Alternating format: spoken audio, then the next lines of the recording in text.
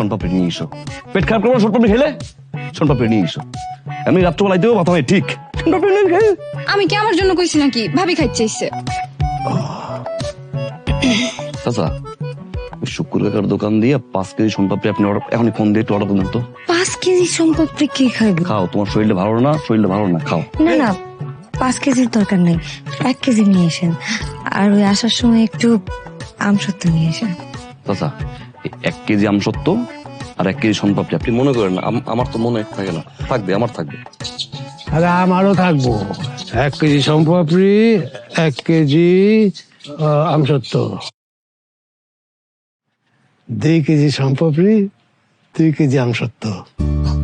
যাই গেলাম। চাচি, 2 কেজি সম্পাপড়ি আর 2 কেজি আমসত্ত্ব। হাই, তুই এনে কি করস? যা পড়তে যা। আপনার সন্তানের ভালোবাসায় ও সুস্বাস্থ্যে বেড়ে উঠতে প্রয়োজন সানশাইনে তৈরি ঘরের খাবার।